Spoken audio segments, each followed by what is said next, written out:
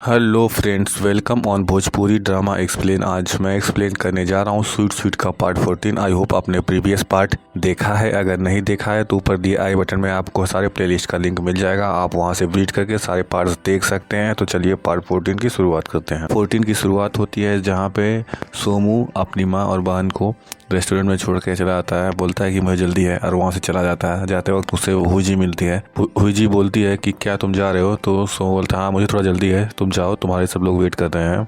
हुईजी सोमू से पूछती है कि गाओ का मैटर कैसा चल रहा है। तो सोमू बोलता है कि वो फैक्ट्री में नहीं रहते हैं। तो हुईजी बोलती है तुमको बायसा आइलैंड जाके चेक करना चाहिए। सोमू बोलता है ठीक है। और हुईजी बोलती है कि तुमको मैं एड्रेस टेक्स्ट कर दूंगी। तो सोमू बोलता है ओके, और तुम जाओ, तुम्हारा सब लोग इंतजार कर रहे हैं, मैं भी थोड़ा जल्दी में हूँ।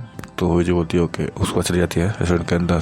टियान जू में पहुंच जाती है। वहाँ पे वो टिकट लेती है और सोमू का इंतजार करने लगती है। चारों तरफ अपना सेल्फी उल्फी लेती है। फिर उसके बाद सोमू साइंस एग्जीबिशन पहुंचता है जहाँ पे सोचता है कि टियान स्टार्स देखेगी। उसके गेट पे पहुंच के वो देखता है चारों तरफ, तो कहीं टियान नहीं मिलती है। तो जब टियान को नहीं देखता तो टियान के पास कॉल करता है। तो टियान बोलती है कि मैं गेट पे हूँ। तो सोमू देखता है तो वो बोलता है मैं भी गेट पे हूँ। फिर पूछता है कि अपने आसपास बताओ। टियान बताती है तो ऐसा कुछ यहाँ पे मैच ही नहीं करता है। तो सोमू बोलता है एग्जैक्टली तुम कहाँ पे हो? तो टियान बताती है मैं जू के गेट पे हूँ। तो सोमू बोलता है जू के गेट पे?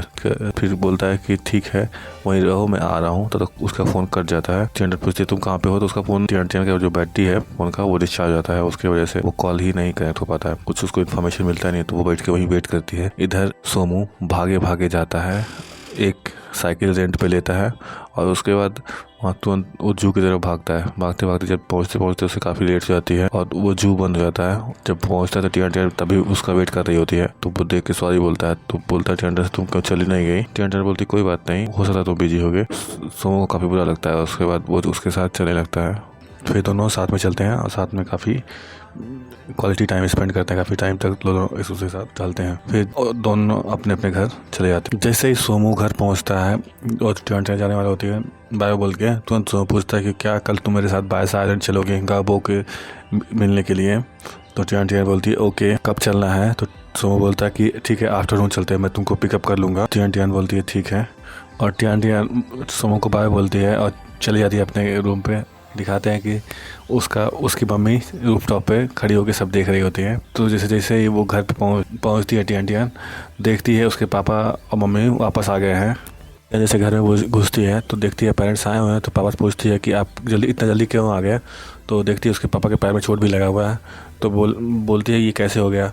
तो उसके बाद बोलते हैं कि मैं जैसे पहुंचा वहाँ पे तो मेरा मन किया हॉर्सिंग करने का, घुड़सवारी करने का। वहाँ पे मैं उसमें तो घोड़े से चोट लग गया था, इसलिए ऐसा हाल हो गया। तो टियान बोलती है कि आपको ध्यान रखना चाहिए, आपका लक सही नहीं है। क्या ये मम्मी की वजह से हुआ है? तो टोन उसके पापा बोलते हैं कि ऐसा मत बोलो नहीं तो तुम्हारी मम्मी गुस्सा हो जाएगी। उसके बाद कहती टियान ठीक है जाके मैं मम्मी से मिलती हूँ। तो वो जाती है अपनी मम्मी से मिलने के लिए। अपनी मदर के पास जाती है। वो अपनी मम्मी से पूछती है कि आप यहाँ पे क्या कर रही हैं, आपको पापा का ध्यान रखना चाहिए। तो उसकी मम्मी बोलती हैं कि मुझे लगता है मैं तुम्हारा सही से ध्यान नहीं रखी हूँ। फिर टियान बोलती है कि नहीं मैं ठीक हूँ, आप दोनों को एंजॉय करना चाहिए अपने लाइफ। फिर उसकी मम्मी बोलती हैं कि हम लोग हैंग आउट करते हैं तो तुम भी हैंग आउट करती हो। फिर टियान बोलती है क्या?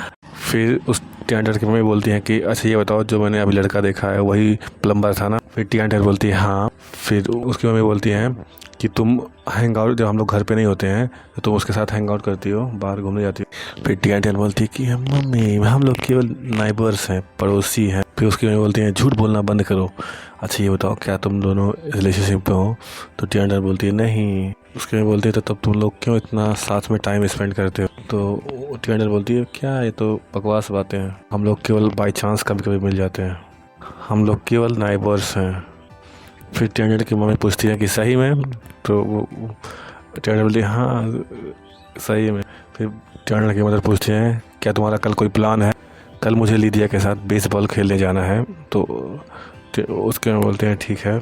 और फिर टियान अपनी मदर को पापा के पास भेज देती। सोमू जैसे ही घर पहुंचता है उसकी मम्मी देखती है, वो जाके स्टडी टेबल पे बैठ जाता है और उसके बोलती हैं कि क्या हम पुराने दिन की तरह आपस में बात कर सकते हैं और हम लोग को आपस में कनेक्ट करना चाहिए। तो मियाँ पूछती है कि मम्मी क्या हुआ?